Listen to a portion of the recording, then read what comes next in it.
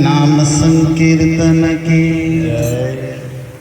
श्रील प्रभुपाद की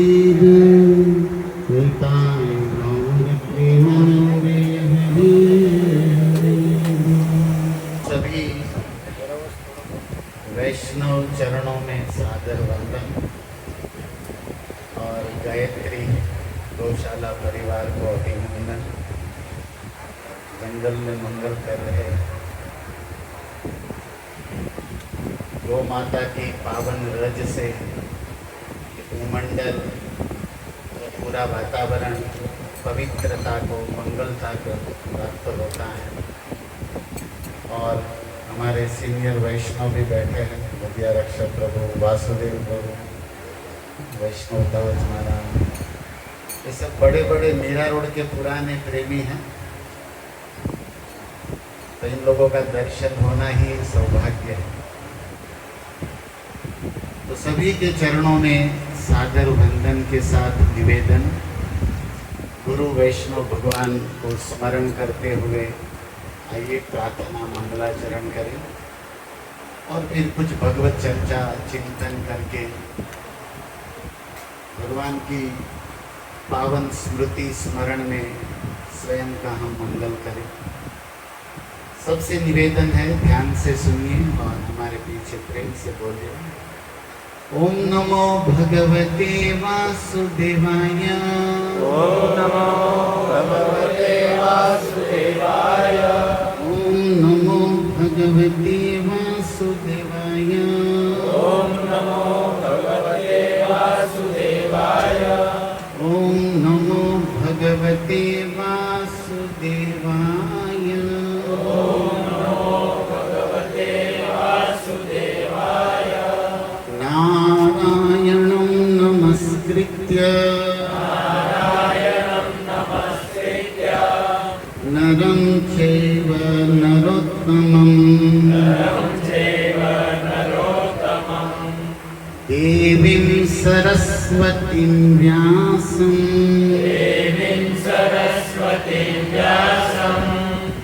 ततो जयेम उदीरये नष्टप्रायेषु भद्रेषु नित्यं भागवत सेवया भगवती उत्तम श्लोके भक्तिर्भवति नैष्ठिकीम् ॐ ज्ञानतिमिरन्धस्य ज्ञानाञ्जनशलाकया चक्षुरुन्मिलितं येन तस्मै श्रीगुरुवे नमः।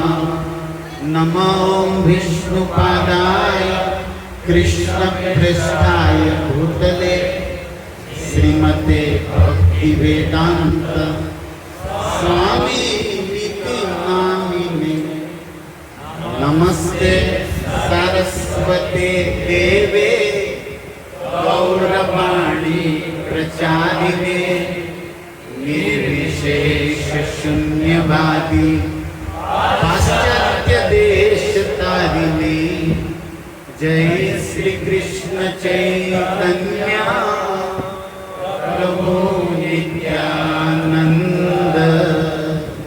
श्री अद्वैत गदाधर श्रीवासादि गौर भक्त वृंद हरे कृष्णा कृष्णा कृष्णा हरे हरे हरे राम राम राम हरे हरे हरे कृष्ण।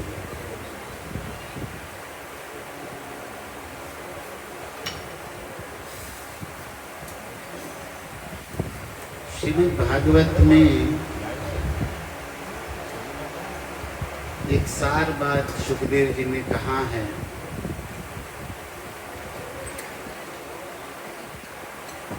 विष्णु स्मरणम सर्व विपद विमोक्षणम।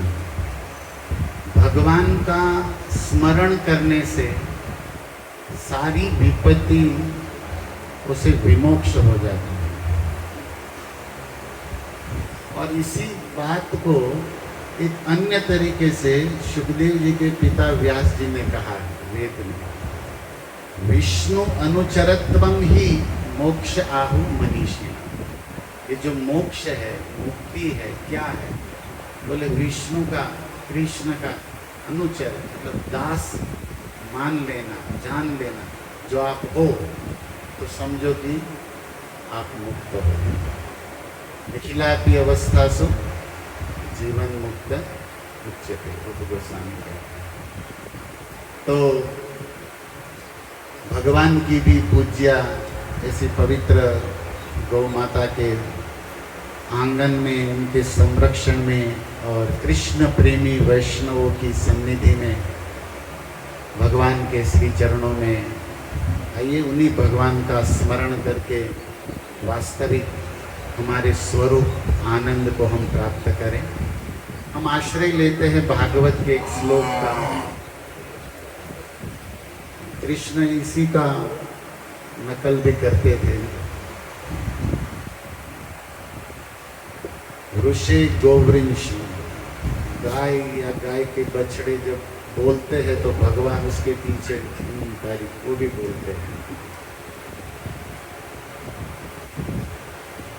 तो भगवान श्री कृष्ण की मंगलमय मधुर लीलाओं का श्री गणेश करते हुए सुखदेव जी ने पूतना मोक्ष की कथा सुनी। एतत् पूतना मोक्षम, पूतना वधम नहीं कहा। सुनयात सद्धया, और कोई श्रद्धा से इनको सुने, गोविंद लभते। भगवान के श्री चरणों में रति, रति माने गति मति सब आगे अगर रति है तो प्राप्त होगा। तो उस पूरी कथा का स्मरण नहीं करना है, लेकिन सुखदेव जी ने वहाँ पर एक गो महिमा को बड़ी सुंदरता से व्यक्त किया। भागवत 10:6-20। पूतना के श्री देह से जब कन्हैया जी को उठाया गया तो परम पवित्र भगवान को पवित्र करने के लिए गाय की पूंछ से झाड़ा दिया गया और गो रज से भगवान का अभिषेक तिलक किया गया। जो पूरे जगत का मंगल करने वाला और रक्षा करने वाला, उसका मंगल, उसकी रक्षा गौ माता करती है। इसलिए हमारे ब्रज में कहते हैं कि गाय ठाकुर की भी ठाकुर है। क्या है? ठाकुर की भी ठाकुर। ब्रज के दोहा में लिखा गया है, लक्ष्मी हूं तरसत रही, मैं क्यों न भई ब्रज गाय। वैकुंठेश्वरी श्री लक्ष्मी जी भी तरसती है, प्रार्थना करती है कि मैं गोकुल की गाय क्यों नहीं बनी। मुझे भगवान ने लक्ष्मी बना दिया, अब मैं भगवान के चरणों में मांगती हूँ कि मुझे अगले जन्म में क्या बनना है? गाय बनना है। लेकिन कहाँ की? मीरा भाईंदर की नहीं, गोकुल की गाय तो बनना है, लेकिन थोड़ा स्पेशलिटी कर रहे हो। नंद की धेनु मंजारन, जैसे रसखान जी ने भी भाव लिखा, जो पशु हो तो बसेरो। अगर चार पैर वाला ही बनाना है तो नंद की धेनु, नंद बाबा के खीरक में गाय बना दे। तो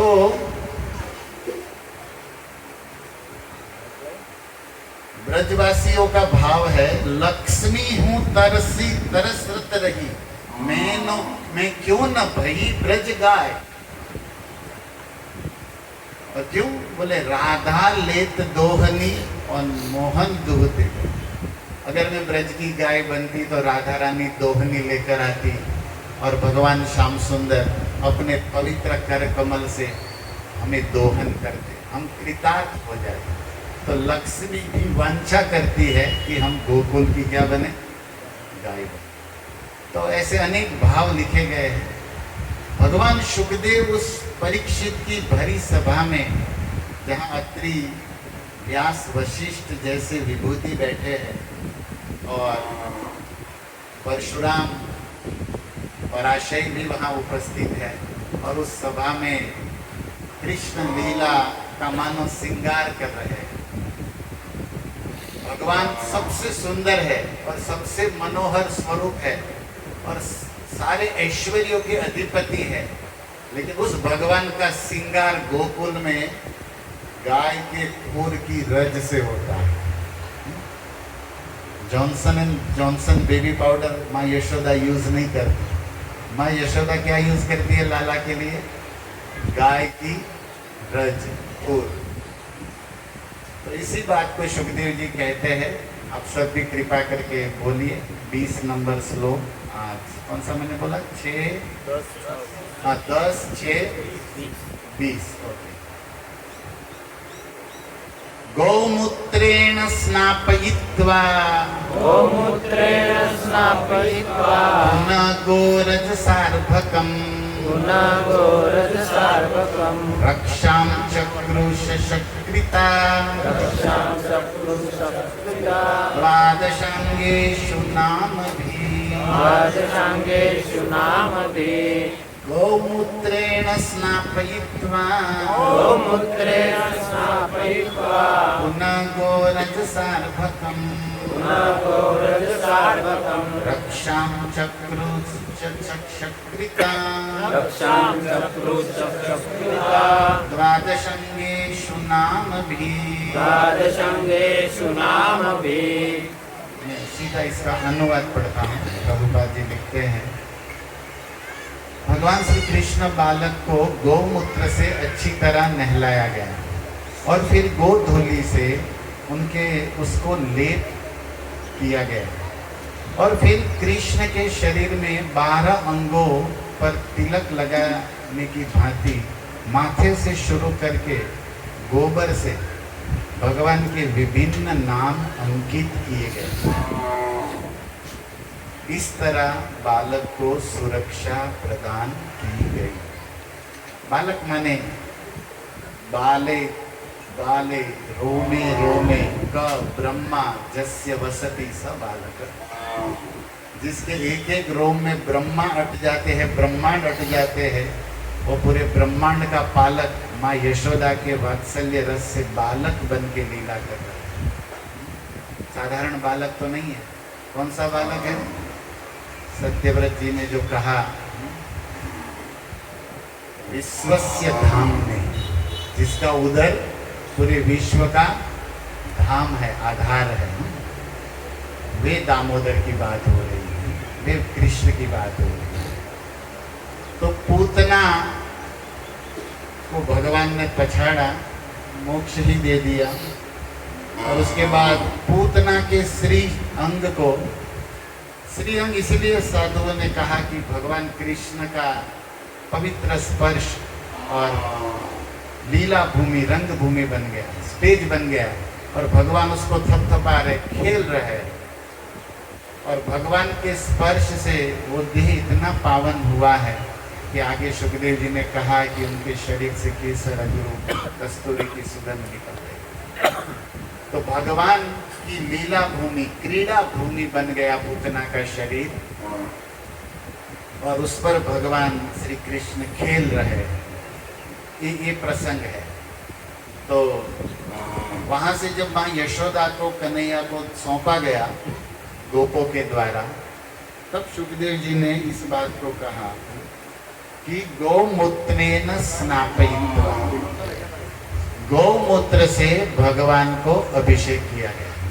इसके आगे श्लोक में आया है संकेत कि पहले गो पूछ से उसको झाड़ा भी दिया गया। देखिए, हो गया है, यहाँ पर लिखा है बड़ा चौथी बात, गौ माता की पूछ में हनुमान जी का वास। किसी भी व्यक्ति की बुद्धि की बुरी नजर लग जाए तो गौ माता के पूछ से उस नजर को उतारी जाती, झाड़ा देती। गौ माता की पूछ में किसका वास है? हनुमान जी न्यात पड़े चल हनुमान जी बोले हमारे पास भी एक पूछ है और पूरे संसार में हमारी ही पूछ है, राम जी की कृपा से। हमारे पास कुछ नहीं है लेकिन पूछ बहुत है। झंडा हमारा ऊंचा रहता है हनुमान जी का। महाभारत में भी अर्जुन का झंडा कपि ध्वजा के कारण ही तो शोभायमान है। प्रभु वाल्मीकि जी ने लिखा है कि श्री हनुमान जी महाराज, ऐसे तो भागवत रामायण चालू हो तो हनुमान जी का स्मरण तो कर ही लेना चाहिए, क्योंकि सबसे बड़े रसिक श्रोता तो वही है कथा के। क्या है दोहा? सुनी बेको रसिया, प्रभु चरित्र सुनी बेको रसिया, और राम लखन सीता मन प्रसन्न। जो कथा में बैठता है वो सीताराम के हृदय में राज करता है। इसलिए कथा हो उस समय बैठ जाना चाहिए कहीं भी। जो भगवान प्रभु की कथा में बैठता है, सीता मन बसिया, राम लखन, ये सीधा संकेत इस चौपाई में। तो हनुमान जी महाराज, सीताराम जब शयन कक्ष में विलास में जाते हैं, विश्राम में जाते हैं, तो हनुमान जी कहते अब तो हमारी कोई सेवा नहीं रही, तो क्या करें? तो सरयू जल में स्नान करके, पूंछ को ऊंचा करके, हाथ को ऊंचा करके दंड कीर्तन करते हैं। अयोध्या में सरयू तट पर हनुमान जी क्या करते हैं? कीर्तन। राम जी जब निजी सेवा में होते हैं तो वहां पर लिखा गया है कि कीर्तन में इतना रस और इतना आनंद। सुमिरी पवन सुत पावन नाम, राम नाम में हनुमान जी की इतनी प्रीति है, इतना प्रेम अनुराग है कि रोम गर्तेषु ध्वनि स्खलितम, हनुमान जी के रोम रोम से राम राम राम राम, मुख से तो निकलता ही है लेकिन रोम रोम से राम राम निकलता है। और हनुमान जी की पूंछ में एक घंटी बांधी गई है, ये सीता जी ने बांधी है। आप देखें हनुमान जी का ऐसा विग्रह, आप साउथ में यात्रा करोगे, आप लोग किए ही होंगे, लेकिन होटल के रूम और मेनू में नजर रही होगी तो पता नहीं रहा होगा। साउथ में कई मंदिरों में हनुमान जी की जो विग्रह मूर्ति बनाए जाते हैं, उनकी पूंछ जब ऐसी बनाई जाती है, उसकी पूंछ के अग्रभाग में घंटी बांधी जाती है और हनुमान जी वो घंटी बस पूंछ उछालते रहते, घंटी बजती रहती। बोले और कोई करताल बजाए ना बजाए, पोता नोते बोलो। तो हनुमान जी कीर्तन करते राम नाम का और रोम रोम से राम राम निकल, केवल मुख से नहीं, रोम रोम से। दो भक्तों का स्पेशलिटी है रामायण में, हनुमान जिनके रोम रोम से राम निकलता है, और महाभारत में लिखा है अर्जुन जिनके रोम रोम से शाम शाम निकलता। आपड़ा तो रोम रोम में मोढ़ा में क्या निकलो तो भाग्य, रोम रोम में क्या निकलो, रोम रोम। हम विठ्ठल यात्रा करते पंढरपुर तो जनाबाई ना छाणा माथी विठ्ठल निकलते, माणा माथी નથી નીકળતો, કાણા પડી ગઈ માણા, કેટલા જન્મોના વાણા વાઈ ગયા તો એ आकृति माना नहीं थे। कितनी कथाएं हैं, भूमियों से, चोखा मेला की हड्डियों से विठ्ठल निकलता है। ये सब हम सुनते हैं ना, तब हमें थोड़ा सोचना चाहिए कि यार अपने मोढ़ा में निकलते। हरे कृष्णा कृष्णा कृष्णा हरे हरे, हरे राम राम राम। प्रेम से बोलोगे हनुमान जी की कृपा मिलेगी। हनुमान जी के रोम, अच्छा वो घंटी कितनी है जानते हैं? टीकाकारों ने लिखा है 60 ton, 60 lakh ton pure 24 carat होना है। કેટલી હારું અત્યારે કેટલા ભાવ છે? એકાદું અંદરથી મળી જાય ને તો આપણું મંદિર બધું છુપાઈ જાય। અમારે ભાવનગરમાં મોટું થઈ જાય મંદિર। 60 લાખ ટન સોનું। કેટલી ઘંટી કેવડી છે? એ ઘંટી નો કહેવાય, આમ તો શું કહેવાય? હનુમાનજી માટે ઘંટી છે। તો એ હનુમાનજીની પૂંછમાં એ કેવી લાગે જ્યારે કીર્તન કરતા હોય ત્યારે? આપણે માતાઓ પગમાં ઝાંઝર કરે ને નૂપુર, એમાં ઓલી ઘૂઘરી હોય ને એવડી, તો આ દાદા કેવડા, મતલબ પૂંછ કેવડી ને દાદા કેવડા। તમે આપણો હિસાબ થાય એવું આપણી પાસે હિસાબ નથી। हनुमान जी जब कनक भूधराकार शरीरा, हनुमान जी तो प्योर गोल्ड ही है, लेकिन हम याद कर रहे पूंछ में वास है गौ माता की, लेकिन हम हनुमान जी की पूंछ की बात कर रहे हैं। तो हनुमान जी के रोम रोम से राम राम राम राम राम राम निकल, पर वे हनुमान जी ने वास किया है गौ माता की पूंछ। अब हनुमान जी को कैसे पता चला?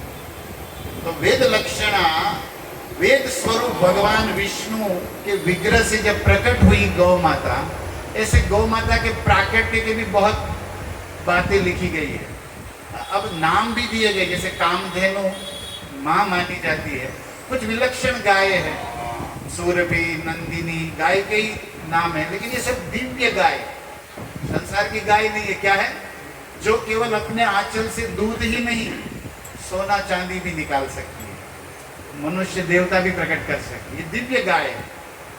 लेकिन कामधेनु उसमें प्रमुख है, जिसका वर्णन समुद्र मंथन से प्राकट्य का बताया गया है। लेकिन मूल गोलोक में गौ माता का प्राकट्य गोविंद के हृदय से बताया गया है, गर्ग संहिता में। जैसे गिरिराज जी कहाँ से प्रकट हुए? ठाकुर जी के हृदय से, राधा रानी वहीं से हृदय से, गौ माता भी भगवान के हृदय से प्रकट। और जब गौ माता भगवान की हृदय से प्रकट हुई तो त्रिलोकी में ये मैसेज, समाचार प्रकट हो गया कि भगवान की सबसे प्राणाधिका, प्राण प्रिया, हृदय निवासिनी भगवत सेवा विस्तार के लिए गौ माता प्रकट हुई है, तो सारे देवता 33 कोटि सब प्रकट हो गए। कहाँ? गौ माता के आश्रय में, गौ माता के चरणों में, कि आप हमें अपने चरणों में शरण दें। इंद्र, विवस्वान, अग्नि, सोम, सब देवता।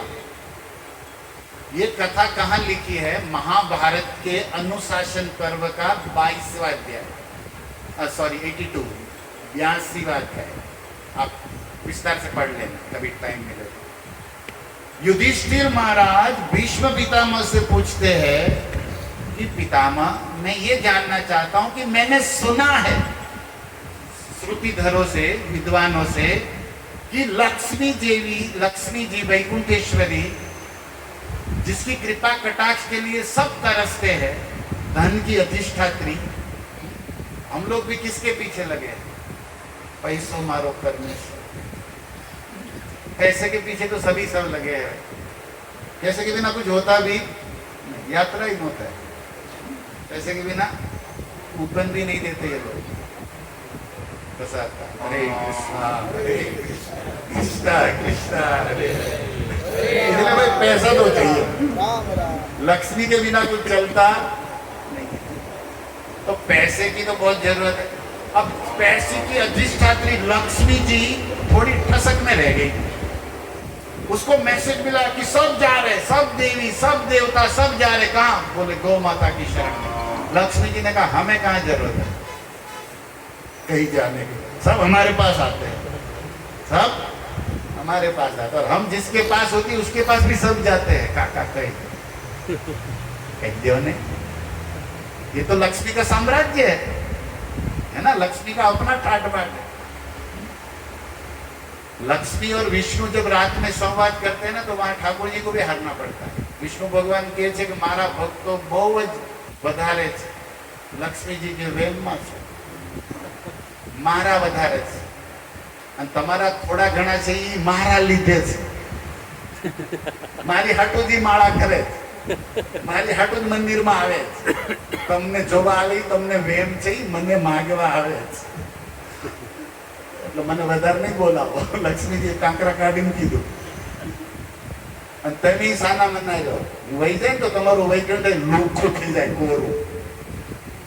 એટલે તમારે બહુ બોલ્યા જેવું નથી।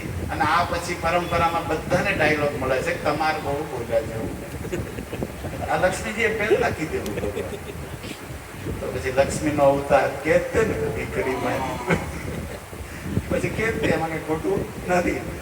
ओके, तो देखिए युधिष्ठिर महाराज पूछ रहे हैं कि हे पितामह, मैंने सुना है कि वे वैकुंठेश्वरी लक्ष्मी गौ माता के गोबर में वास करती, मूत्र में वास करती, ऐसा मैंने सुना है। मैं जानना चाहता हूं कि क्या ऐसा कारण हो गया कि लक्ष्मी जैसी सुंदरी वैकुंठेश्वरी को सबसे निकृष्ट स्थान गोबर गौमूत्र में स्थान मिला। जब किसी देवता को कर्ण में, किसी को विष्णु को यहाँ, किसी को हार्ट में गौ माता, और इनको लक्ष्मी सबसे बेस्ट, सबसे श्रेष्ठ, और उनको सबसे लास्ट में एकदम। तो मैं जानना चाहता हूं कि ऐसा क्यों मिला। ये किसने पूछा? युधिष्ठिर महाराज। तब भीष्म पितामह ने कहा कि मैंने वशिष्ठ आदि मुनियों से इस विषय में एक प्रसंग सुना, एक इतिहास सुना है। और जब ये इतिहास बता रहे कि जब गौ माता प्रकट हुई तो सारे देवता गौ माता की शरण लेने पहुंच गए। और लक्ष्मी जी को भी मैसेज मिला कि प्रोग्राम छे गायत्री गौशाला में सत्संग, पण अमुक वेब में रही तो क्या करे, આપણે ચાલે જશું પ્રસાદ થઈને, આપણે એવું હોય ને ઘણા।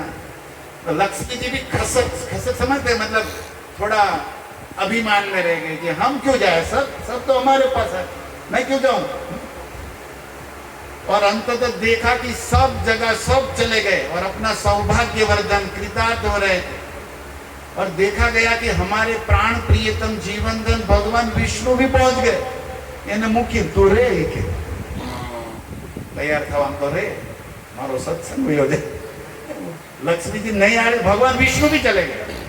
सब देवी देवता वैकुंठनाथ भी, तब लक्ष्मी जी पीछे पीछे पीछे आई। लक्ष्मी जी के सौंदर्य को देखकर श्री दृष्टवा विस्मितान गवाम, भगवान भीष्म को सुना रहे गंगा पुत्र, हे राजा युधिष्ठिर, लक्ष्मी जी के सौंदर्य स्वरूप को देखकर सारी गौ माता आश्चर्यचकित हो गई कि ये लास्ट में आई और सबसे सुंदर, सबसे चमकती हुई तेजस्विनी देवी कौन है? गौ माता ने पूछा, कासी तुम कहां से आई हो और कौन हो? कहां क्यांथी आव्या અને કોણ છો તમે? આશ્ચર્યથી ગૌ માતા પૂછે છે. તમે કહેશો ગૌ માતા બોલે? બોલે, સંસ્કૃતમાં બોલે, દિવ્ય ગાય છે. कहां से? बोले मैं वैकुंठेश्वरी लक्ष्मी हूं और सब लोग मुझे चाहते हैं और जितनी ही सुंदरता और जितना भी वैभव ऐश्वर्य दुनिया में दिख रहा है सब मेरे ही कारण। और ये जो तुम्हारे शरीर में अभी वास करके शरण लिए हुए ना, ये इंद्र, सूर्य, सोम, अग्नि और ये विष्णु भी हम ही से है। सब कुछ हम ही से, तेजस्विता, सुंदरता, ऐश्वर्य सब हमसे। गौ माता ने कहा तब तो बड़ा ठाट बाट आपका है, लेकिन माता जी यहाँ क्यों पधारी? आए हूँ काम आया? क्योंकि आप બધા આવ્યા એટલે હું જોવા આવી કે આય હું કામ આવ્યા? ઘણાના પૈસા વાળા કે આયા હું કામ આવ્યા? આની ખબર ન હોય ને, લક્ષ્મી વાળાને ન ખબર હોય કે આય હું હોય। अन्य जगह पर सुंदरता हो सकती है, लेकिन जहाँ गौ माता होती है ना, वहाँ पवित्रता होती है। सुंदरता तो सोफा सेट थी ने मार्बल थी થઈ જાય, पवित्रता पाप क्या कपाय, पुण्य क्या મળે, ભગવાન क्या મળે? એ ગૌ રજમાં મળે। કનૈયો ન્યા આટા મારે છે।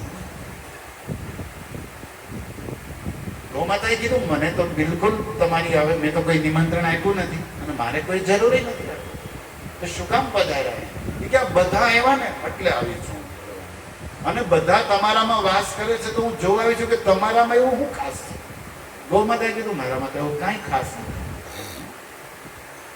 હવે આમ જોવો તો सबसे खास तो अगर कोई पृथ्वी में है ना, धर्म टीका है गौ के ऊपर, यज्ञ टीका है गौ के ऊपर। सारे यज्ञों का आधार क्या है? गौ माता। अगर इसका वैज्ञानिक विश्लेषण करके संतों ने बहुत प्रवचन कर दिया इसके कि आधार गाय છે, ધર્મનો આધાર ગાય છે, ગોલોકનો આધાર ગાય છે, પૃથ્વીનો આધાર ગાય, બધે જ એનું નામ આવે છે।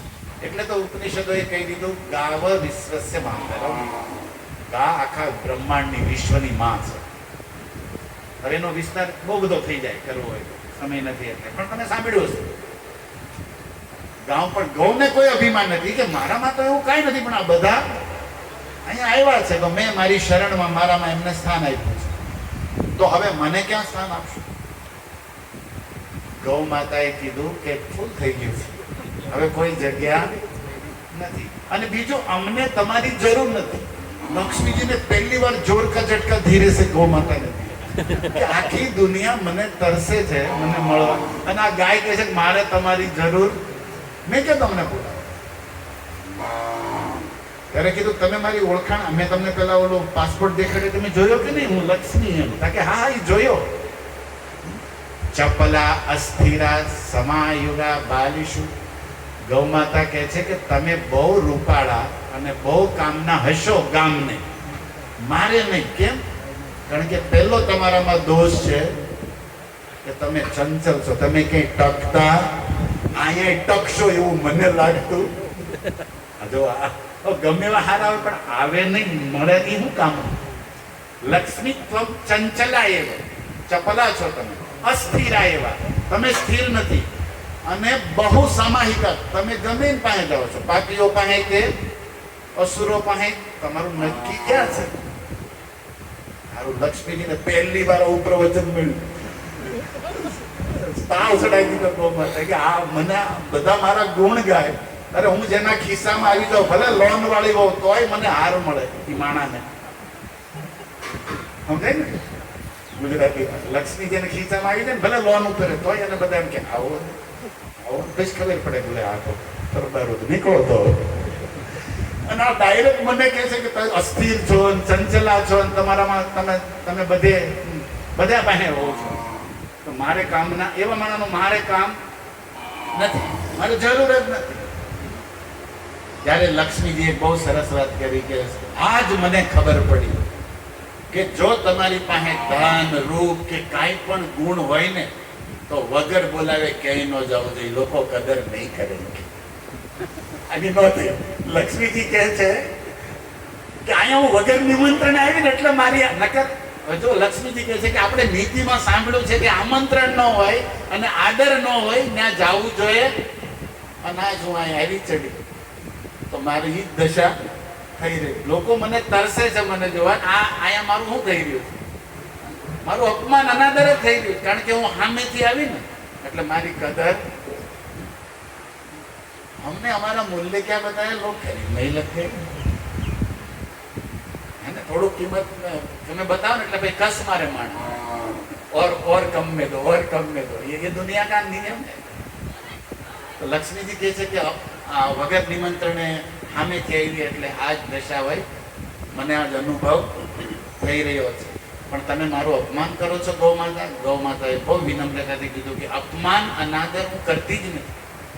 હું સત્ય કહું છું કે મારે તમારી આવશ્યકતા નથી. અને તમારા ગુણ જેને દેખાતા હોય અને તમારા ચાહકો અઢળક છે ત્યાં જાઓ, નિર્જીતા તમે જઈ શકો છો. હવે લક્ષ્મીજી કહે છે ઓહો હવે આની મહિમા આમાં હું છે એવું થાય. ત્યારે ગૌ માતાએ કીધું કે તમે પધારો અહીંથી, મારે આવશ્યકતા નથી. કેમ? કારણ કે હું જ્યાં છું ત્યાં ભગવાન કૃષ્ણ છે, અને જ્યાં કૃષ્ણ છે આપણે તો ગીતાનો શ્લોક અહીં લાગુ પડે કે કૃષ્ણ હોય ને તો લક્ષ્મી વિષ્ણુ હતા. જ્યાં ગાય છે ત્યાં ગોવિંદ છે, અને જ્યાં ગોવિંદ છે ત્યાં બધું છે.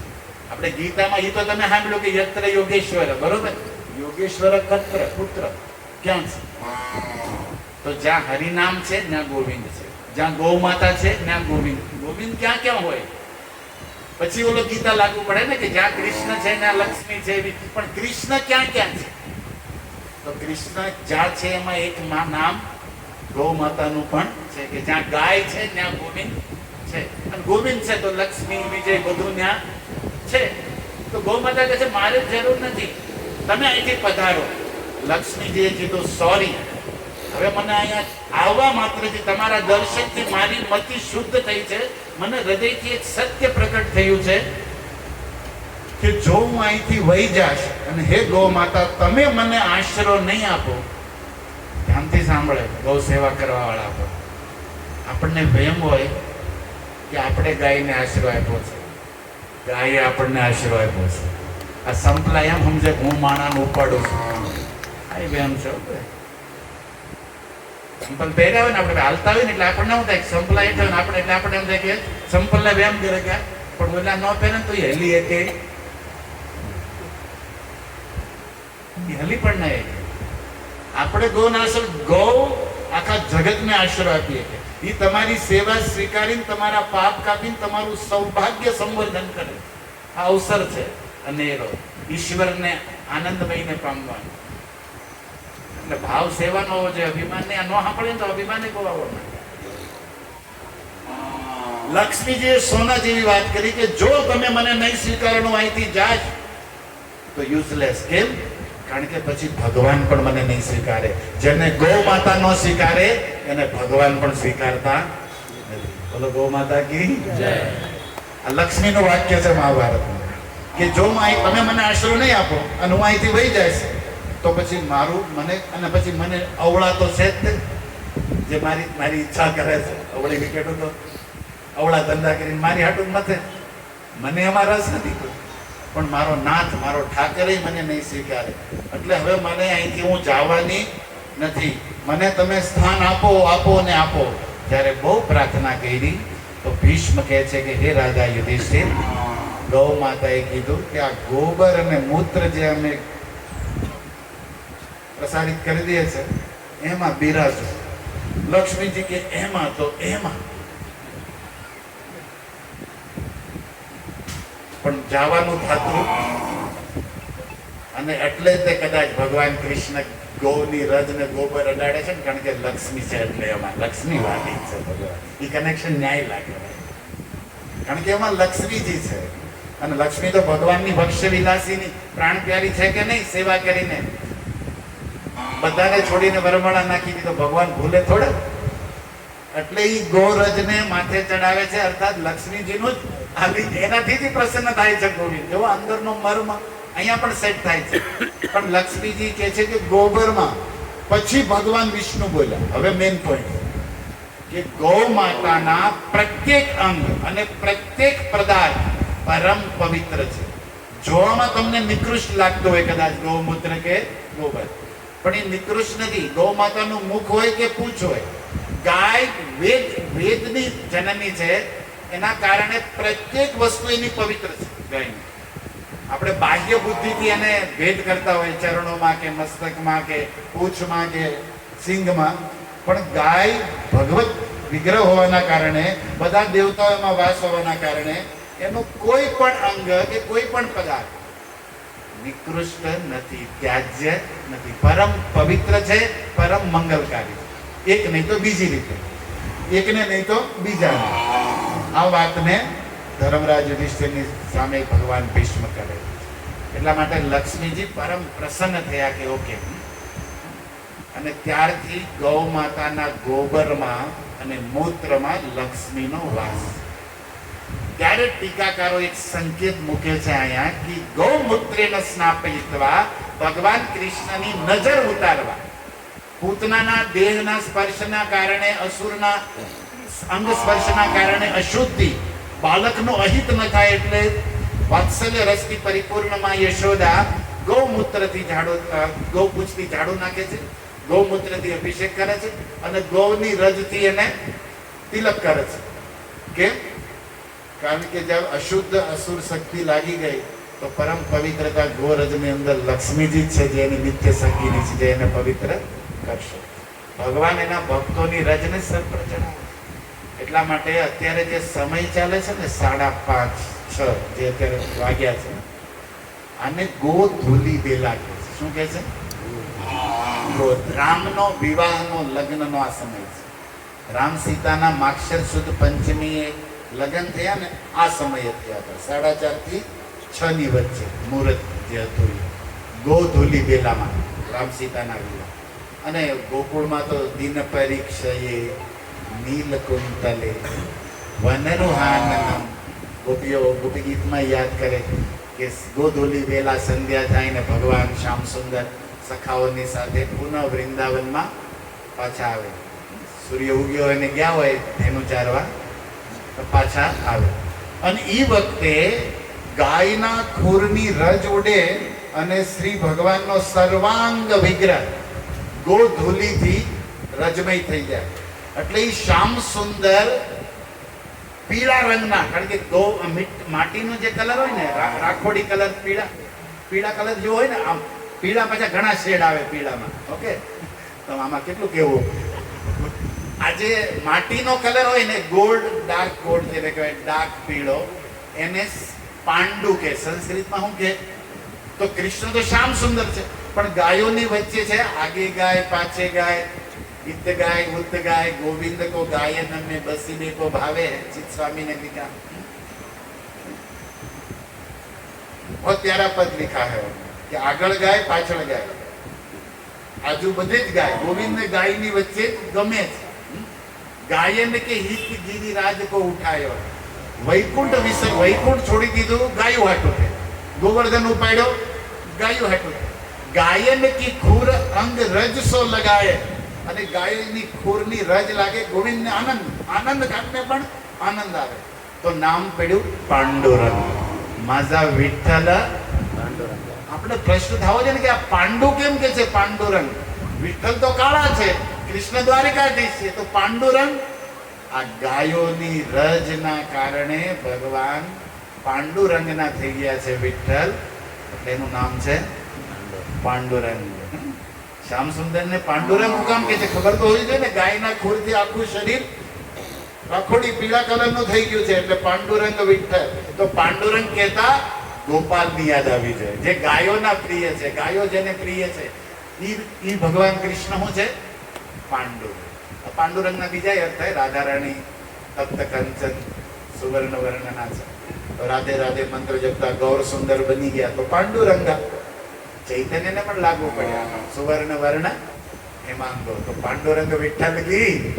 આવી રીતે સ્મરણ કરવું જોઈએ. પણ વાત એ છે કે જેવા ગાયોની વચ્ચે ગોવિંદ જાય ને ગાયની રજથી આખું શરીર થઈ ગયું છે પાંડુરંગનું, તો બધી ગૌ માતાને ભગવાન પ્રણામ કરે, થેન્ક યુ કહે છે, ધન્યવાદ. તો બધી ગૌ માતા આંખો ખોલીને કાન ઊંચા કરીને ગોવિંદને જોવે કે શું કામ? તમે તો અમારા ઈષ્ટ છો. ભગવાન કે તમે ગાયો મારી ઈષ્ટ છો. કેમ? કે તમે મારી રક્ષા કરી. અહીંયા એક શબ્દ છે ને, રક્ષામ ચક્રુ. એટલે ભાઈ ઓલી પૂતનાની અવિદ્યા અને અસુરના સંગથી રક્ષા કરી. પણ હું તમને એક માધુર્ય રસનો ભાવ કહું કે ગાયની ખુરથી રજથી ગોવિંદની રક્ષા થાય. કઈ રીતે? તો ચૈતન્ય મહાપ્રભુના પ્રિય પાર્ષદ વલીમાં જેનું નામ છે સારા દર્શનીના રચયિતા શ્રી વિશ્વનાથ ચક્રવર્તી ઠાકુર આ ભાવ લખે છે વેણુ ગીતના શ્લોક ઉપર. બરહા પીડમ નટવર વપુ. અને એમાં એ ભાવ કે છે, સનાતન ગોસ્વામી પણ આને કમેન્ટ આને સંકેત આપે છે, એને ક્લિયર કરી નાખે છે કવિ ઠાકોર. શું લખે કે ભગવાન કૃષ્ણ ગૌ માતાને કહે છે કે તમે મારી રક્ષા કરી. અરે આજ તો કોઈ અસુર આવ્યો નથી બ્રજમાં. આમ તો નહીં તો ભગવાન અસુરોને મારતા લડતા અને પછી આનંદ લેતા. પણ ગૌ માતા કે આજ તો કોઈ અસુર નથી. હજી તો શાંતિથી ખાધું પીધું રાજ કર્યું ગાયું ચારીને પાછા. અરે તમે રોજ મારી રક્ષા કરો છો. કેમ? કારણ કે ગાયું ચરાવતા ચરાવતા વનરાવનમાં યમુના કિનારે મારી રાધા લલિતા વિશાખા સખીઓ સાથે હું નિકુંજમાં વયો જાઉં અને રાધા સખીઓની સાથે અનેક ક્રીડા રતિ રસમાં રાધા રાણીના કુમકુમ, રાધા રાણીના જે સૌભાગ્યના ચિહ્નો છે એ શરીર ઉપર મને લાગી જાય અને હું ઘરે જાઉં તો હું પકડાઈ જાઉં. પણ આ ગાયની રજ બધી ઉડે એટલે ઓલું બધું એ બધું છુપાઈ જાય. અને પછી માં યશોદા કે મારો લાલો આવી ગયો, લે નવરાવે નવરાવે ને તો એ રજમાં બધું ધોવાઈ જાય. ભગવાન કે તમે મારું પિક્ચર બંધ રાખ્યું. આ ગૌ માતા ન હોત તો રોજ માર પડે. હવે જો કેટલો કે હે ગૌ માતા, કારણ કે હું નિકુંજમાં સખીવારે જે રતિ રસ લીલા કરું ને તો એ ચિહ્ન તો બધા શરીર ઉપર હોય જ, પણ એ બધા લાગેલા હોય. અને મારી સખાઓની વચ્ચે હસી થાય, માતાની સામે શરમ આવે અને મને માર પણ પડી શકે, મારી બદનામી થાય. પણ હું ગાયોની વચ્ચે એટલે રહું છું કે રજ ઉડી ઉડીને મારા એ બધા રાધા રાણીના કુમકુમના ચિહ્નો બધા ગૌ માતા છુપાવી દે. બોલો ગૌ માતા કી રક્ષામ ચક્રુમ સક્રિતા. આનો એક ભાવ એ પણ છે કે ગૌ માતા ગોવિંદની ઘણી જગ્યાએ, એવું નથી કે કેવલ સાખ્યમાં કે ઐશ્વર્યમાં, માધુર્યમાં પણ રક્ષા કરે છે ગૌ માતા. તો રક્ષામ ચક્ર સુખદેવજી કહે છે કે ગૌ માતા ગોવિંદની રક્ષા કરે છે. તો ગાયન કે સાથ ગ્વારી આપો વેશધારી. એટલા માટે લખે છે અમારે સંતો બ્રજના કે જ્યારે કૃષ્ણનો જન્મ થયો ને, અંધારી સાવન વદ આઠમ કી રેન સોહામણી, ઈ ભાવમાં અંધેરી રાત में उजाला हो गया. बोलो वैकुंठ का रहने वाला वृंदावन का ग्वाला हो गया. વૈકુંઠ નો નાથ હું બની ગયો છે. નંદજીની ગોધન ચારવા છબીલાલા આવ્યા છે ગોકુળ તારવા. નંદની ધેનુ ચારવા આવ્યા છે, આખા ગોકુળ ને તારવા આવ્યા છે. નરસિંહ મહેતાના પ્રભુ સ્વામી શામળિયા એ ભૂમિનો ભાર ઉતારવા છબીલાલા આવ્યા છે ગોકુળ તારવા. તો ભીષ્મ અને યુધિષ્ઠિરના સંવાદમાં સમય હોય. અનુશાસન પર્વ 80 થી લઈને 86 6 અધ્યાય ગૌ મહિમામાં. કઈ રીતે ઇન્દ્ર ગૌનું દાન, કઈ રીતે બ્રહ્મા, કઈ રીતે ચવન, કઈ રીતે સૌદા, કઈ રીતે વશિષ્ઠ, પૂરી ગૌ મહિમા મહાભારતમાં ભીષ્મદેવ સંભળાવે છે. ક્યારેક સમય હોય તો વાંચજો. મારે તો ખાલી આ લક્ષ્મીજી ગૌમૂત્રમાં ગોબરમાં છે, તો કોઈ ગાયની સેવા કરે તો ગોવિંદ રાજી થાય તો એને કોઈની લક્ષ્મીનું તાણ પડે નહીં. પરંતુ લક્ષ્મી એવી આવે કે જે કૃષ્ણ ભક્તિની સુંદરતા લઈને આવે. અગર ગૌ સેવા નથી ને જે લક્ષ્મી આવે ને એ અભિમાન કે વિનાશ પણ લાવે. પણ ગૌ સેવાની સાથે જે લક્ષ્મી આવે ને ગોવિંદને પોગાડે, ગોવિંદ પાસે લઈ જાય, એવી કૃપા વરસાવે એવી લક્ષ્મી આવે. તો આ ફરક છે. તો આજે આપ સૌ બધા પ્રેમીઓ ભેગા થયા અને ભગવાનનો પુષ્પ અભિષેક અને કીર્તન સત્સંગનો આનંદ. Thank you Mira Road Radha Girdhari ભક્ત સમાજને કે મારું સૌભાગ્ય સંવર્ધન થયું આપ સૌના દર્શનથી અને મને પણ કંઈક બે શબ્દો કહેવાનો અવસર આપ્યો. હું ઘણીવાર વિડીયોમાં જોઉં તો મને એમના લાલચ ને ઈર્ષા થાય છે કે આ જોઈ મેં ત્યાં મારા ક્યાં પોગે છે વારા ઘડી આ કીર્તન આ નથુલાલ મારા ગાતા હોય, બોલા જગન્નાથ લેતા હોય, પછી આજ મારા પુણ્ય પાક્યા તો હું ત્યાં ચરણોની રજ માથે લઈને કંઈક પાપ ધોઉં. આપના દર્શનથી અડધા ધોવાઈ ગયા, અડધા ગૌ માતા ધોઈ નાખે, પ્રસાદ દઈએ એટલે બધા ધોવાઈ જાય. આપણે ચોખા થઈ ચોખા ખાઈને સાંજે જગન્નાથ. તો સમય પૂરો થયો 6:15 કીધું હતું, 2-3 મિનિટ વહેલા જ પૂરું કરું છું. ગુરુ મહારાજ કહેતા કે સમય કરતા વહેલા પૂરું કરે અને સારા વક્તા અમે ગણીએ છીએ. તો હવે મેં દિવાળી પછી સુધારો કર્યો છે. આમ તો 7-8 વારીથી કર્યો છે પણ હવે આમ આખો હરે કૃષ્ણ હરે કૃષ્ણ કૃષ્ણ કૃષ્ણ હરે હરે હરે રામ હરે રામ રામ રામ હરે હરે.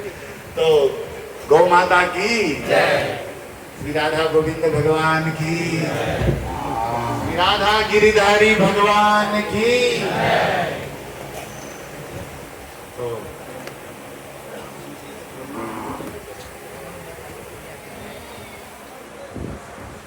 આમ ગાવાનું તો માતાઓને કઈ સારું પડે. મારો અવાજ ગધેડા જેવો ગાય ગાય એટલે ગાવું એટલે આગે ગાય પછી પાછે ગાય, આજુબાજુ વાળા પણ ગાય. ઓકે, આ ગાય ના ચરણોમાં ગાય એમ અગર આમ થાય બજાર એમ ઘરવાળા ગાય તો કરી જ નહીં કે આપણે તો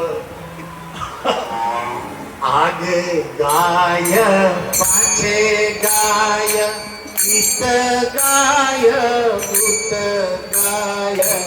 आगे गाय पाछे गाय इत गाय उत गाय. गोविंद को गाय हमें बसीबे को भारे. गोविंद को गायन के भारे है. गायन के संग धावे गायन में सुख पावे. गायन के संग धावे गायन में सुख पावे. गायन की धुर रज अंग सो लगावे. गायन की धुर रज अंग सो लगावे. गायन को रज छायो वैकुंठ विसरायो. वैकुंठ विसरायो. गायन के हित गिरी हरसो आए. गायन के हित गिरी उठाए.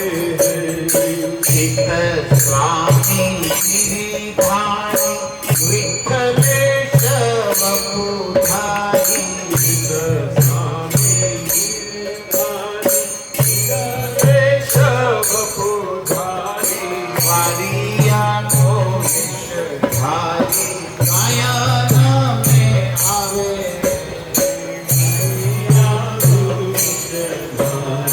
गायन में आवे. मधुर भाव है, एकदम सरल है. गायन में सुख पावे मतलब जो भगवान के गाते हैं ना गीत उसमें भगवान सुख गाय तो છે પણ ગાય એટલે કીર્તન ગાવાની પણ અને આપણે ભાવ એડ કરી શકીએ. ગાયન में सुख पावे, गायन के संग धावे, गायन में आवे मतलब गाना है. तो બહુ સુંદર અવસર છે. આજની ઘડી તે રળિયામણી હારે સખી. આજની ઘડી છે આજની ઘડી તે રળિયામણી હારે સખી. આજની ઘડી છે રળિયામણી. હે મારે વાલાજી અરાની વધામણી હોજી રે. ઘડી છે રળિયામણી હારે સખી. આજની ઘડી છે રળિયામણી. ચોખા બતાવો, તોરણ બંધાવો, મંગળ કરો, માટી રંગાવો, ચોક પુરાવો. ભગવાનનો અભિષેક, પુષ્પાભિષેક કે ભગવાનનો જન્મ દિવસ, વિગ્રહના રૂપમાં ભગવાન આપણા ઘરે આવે, પરમાત્મા રૂપે ભગવાન આપણા હૃદયમાં છે. કથા કીર્તન રૂપે કાનથી હૃદયમાં જાય, પ્રસાદ રૂપે મુક્તિ. બસ સર્વત્ર યત્ર તત્ર સર્વાત્ર ભગવાનનું સ્મરણ. અને જ્યારે ભગવાન આવે ને ત્યારે જ રળિયામણી, ત્યારે જ જીવનમાં સૌભાગ્ય આનંદ વર્ધન થાય. તો ભગવાનને વધામણા કરવા જોઈએ. શેનાથી? કીર્તનથી, કથાથી. હરે કૃષ્ણ કૃષ્ણ કૃષ્ણ હરે હરે. હરે રામ હરે તો આગળનો પ્રોગ્રામ કીર્તન નર્તન અભિષેક કરતા કરતા કરીએ, એટલે આગળ જે હોય ચલાવે. હરિ બોલ. Thank you. શ્રી પ્રભુપાદ કી જય. નિતાય ગૌર પ્રેમાનંદ.